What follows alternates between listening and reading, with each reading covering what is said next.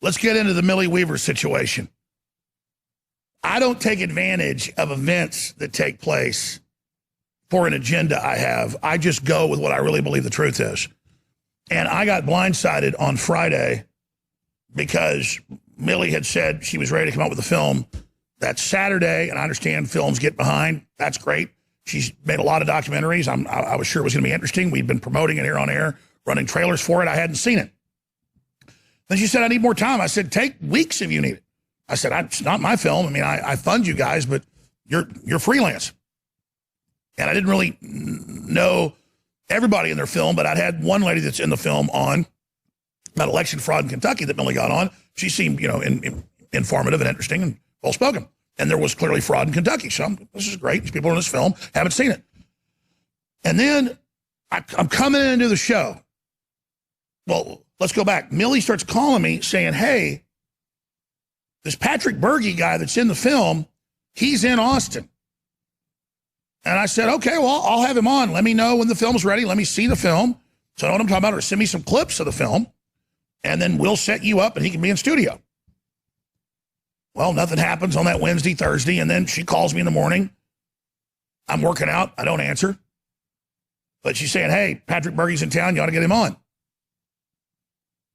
And I called Daria up, the producer, and I say, hey, see what's going on with this. Is she ready with the film? Can I see it? When's it coming out? We don't know.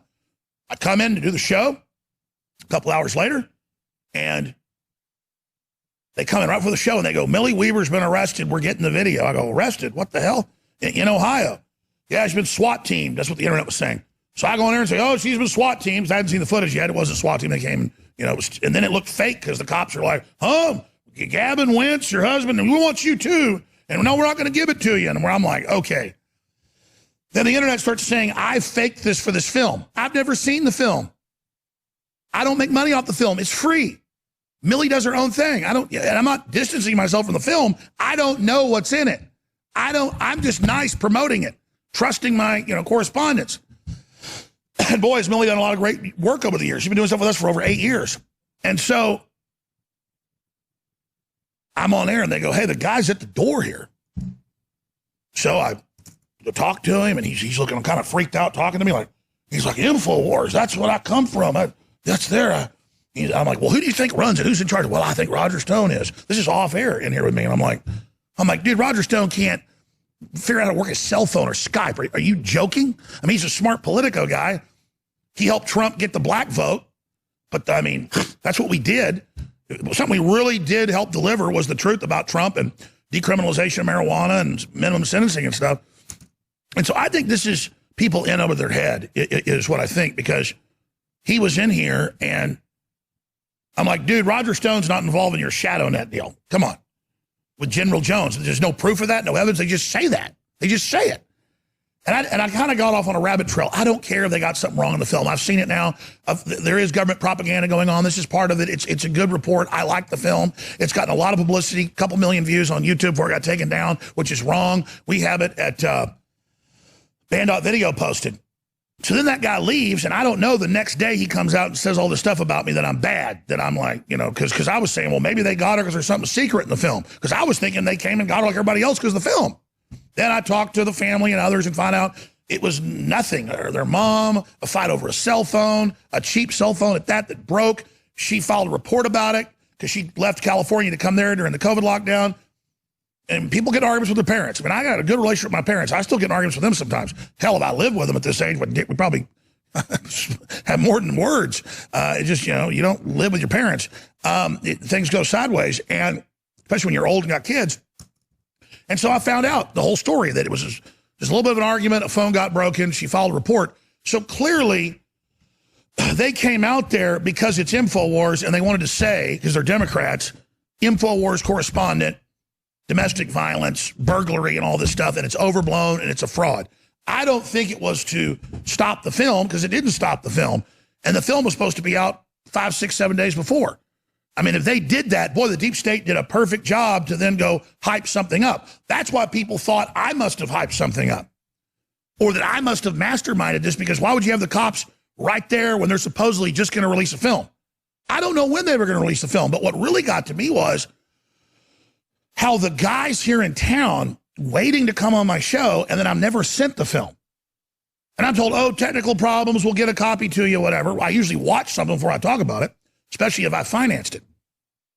And then to find out Roger's implicated as a kingpin in it with no evidence, that kind of hurts, you know? See, that's more evidence of how I'm an insider and I'm bad. That, Roger Stone secretly, works for Obama or whatever.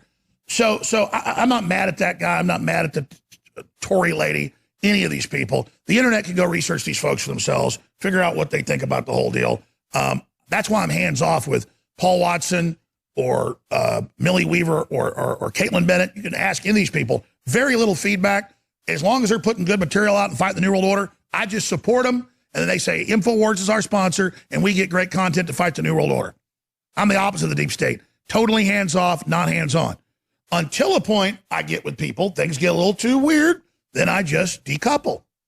But the good news is, and I can tell you this now, as I just talked to the folks that are there with her in Ohio, and they are there at the courthouse, and the CPS is not taking the kids right now. They're still going to be investigating them. And they have some good lawyers, thanks to listeners out there and your support. And they are going to be released anytime now. And so that's certainly good news. But what happens when information warfare is so big and fighting the globalists is so big, high school stuff kind of breaks out with films and filmmakers and people that are in films. It's like Hollywood drama. And that's not what we do. We're not drama. It's why I don't even sell films anymore. I just finance a lot of other people's documentaries. I just support people with cold, hard cash that you send to us buying products. And I just pump it out to as many people as I can. And I try to do as much as I can. I've financed a lot of the big films exposing the child kidnapping rings.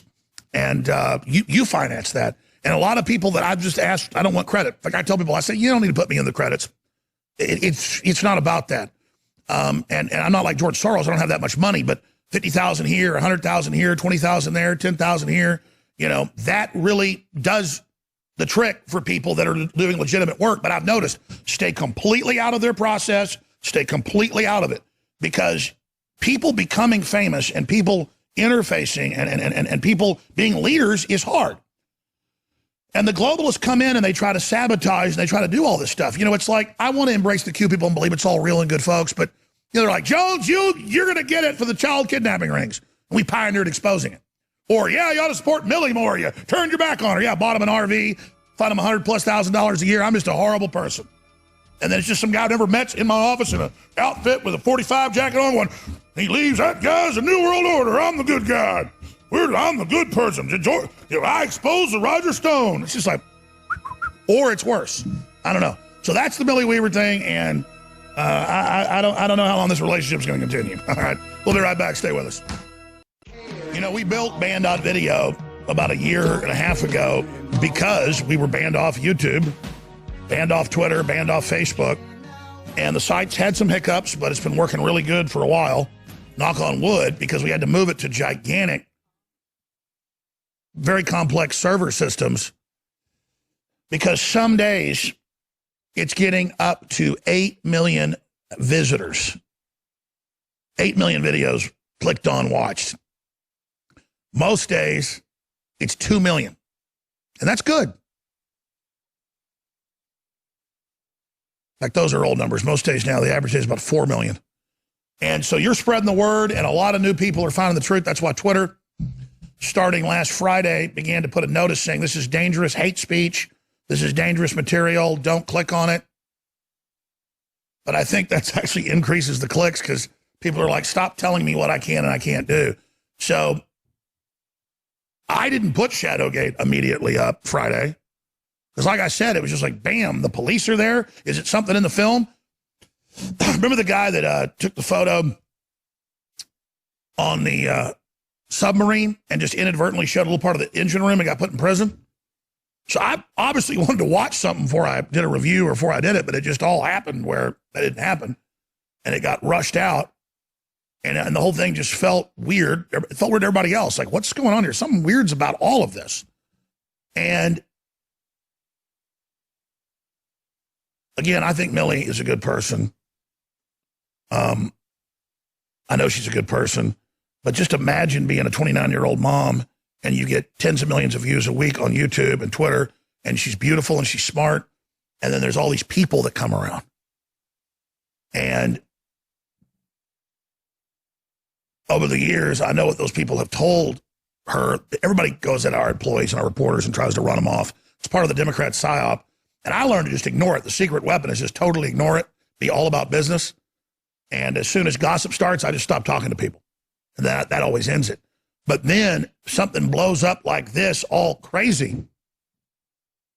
And the main guy in the film, that's this spook we're all supposed to totally trust, says Roger Stone's the kingpin with no evidence. And then it's a film that we're promoting. And I said, you know what? They say that in the film. It's stupid. Overall, the film's good, though. I'll promote it. I'll just go with it. So go see the film where my partner, as he said, is the bad guy, and that's hosted on my website, but you can't get anywhere else. You know, it's the weirdness of being crapped on and then it being rubbed in, you know? But that's the celebrity culture. That's how all this stuff works. And it's just bizarre. And I don't defend Roger Stone because I've worked with him and I like him. I defend him because I defend the truth. I defend the truth. You know, Eslo Levant is very good at raising money. And he's a reputable, good guy that people try to take down and destroy as well. And we partnered with him to help Savannah out. And we said, you need to be the guy to raise the money for Millie, because you delivered all the person, do a great job. She raised $155,000. See, I'm under such attack that I wouldn't even raise that money, because I'm the guy that pays the paychecks and pays the expenses and pays the travel expenses. I'm the bad guy. I paid for the film where Roger's the bad guy. You got to understand, that means I'm even worse. You understand? Ooh, super black op, where I fund the film, you know, that I'm the bad guy and Roger's the bad guy. But that's just the crazy type of Easter eggs that people put into things. And that's just what I've got to understand. So I apologize for funding the film where I'm the bad guy. See, I could start going on for hours about this, but there are hundreds of radio stations picking us up that are tuned in to hear news and hear information. So I guess just the way to talk about this in general is there's a lot of sickness in society, and it's going to get worse because it's a spirit of evil and a spirit of delusion and a spirit of bearing false witness. And I've never tried to be a liar. I've never tried to hurt people that didn't have it coming. I've never made stuff up against people to hurt them, because instinctively I don't like lies. But I tell you, really now today, the truth matters everything to me. Because I used to go fast and loose sometimes and get all excited and say something that I went too far or that was wrong, but it wasn't a conscious movement. But now I just value the truth so much that, you know, it's not about us being persecuted behind the scenes, if I told you the stuff that's been done to us lately in association with this. But it's about people really knowing the truth. You know what I mean? Like, people really need the truth. We don't need to sweep stuff under the rug. We don't need to do things like that. But then there's another side of me that doesn't like infighting and things like that, because that's the spirit of the world. So I go, well, I just better not go there. So I'm just going to get into the news. I'm going to cover all that information.